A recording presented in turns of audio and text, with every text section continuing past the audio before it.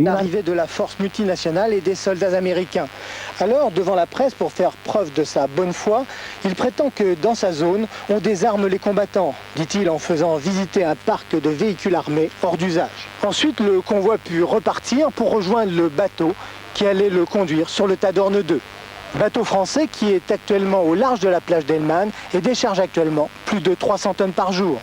Provide Hope, amener l'espoir, c'est le nom de l'opération américaine qui se prépare en Somalie. Et c'est bien d'espoir qu'il s'agit quand ici à Helmand, on distribue pour la première fois après 2 jours sans nourriture le riz des enfants de France. Le ministre en personne a mis la main à la pâte et a transporté un des sacs du riz des enfants pour la Somalie. Définissons bien les choses, il s'agit d'aider l'action humanitaire, il s'agit d'aider les gens à ne pas mourir. Il s'agit véritablement d'intervenir au nom des autres. Le droit d'ingérence, c'est d'empêcher les gens de mourir lorsqu'ils nous appellent. Le droit d'ingérence, c'est de l'urgence internationale.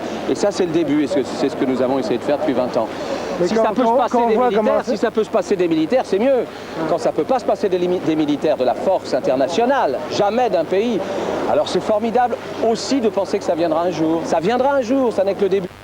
Puis sous l'égide de la Croix-Rouge internationale qui réceptionne actuellement les tonnes de riz débarquées petit à petit du bateau français, le ministre de la Santé et de l'Action humanitaire se rendit dans la cuisine la plus proche où on cuisait dans les marmites le mélange riz, huile, haricots. Donner espoir. En principe, 1700 soldats français devraient gagner la Somalie. Certains partiront de la base de Djibouti, comme nous l'explique notre envoyé spécial Patrick Bourra.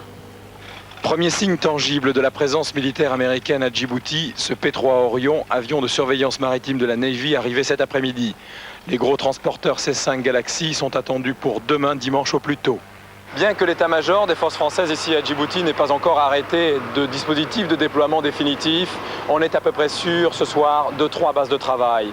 Tout d'abord, la zone de déploiement. Ce sera au sud de Mogadiscio, dans un triangle qui inclut Bardera, Baydoba et qui aura pour sommet Kismayu. C'est la 3e ville de la Somalie, c'est un port qui constituera en quelque sorte notre base arrière.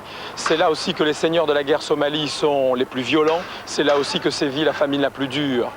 Deuxième élément dont on est à peu près sûr, ce sera la période du déploiement, probablement pas avant la fin de la semaine prochaine, le temps d'acheminer par cargo les blindés légers des légionnaires et une logistique lourde, indispensable dans un pays dénué de tout.